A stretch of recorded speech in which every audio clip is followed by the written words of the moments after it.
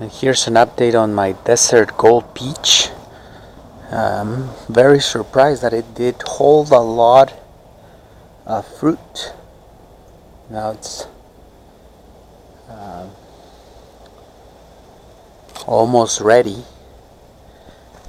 They didn't grow that big, but they're very tasty. I already had one and I'm happy with it. After being in a 15-gallon container, I'm pretty happy.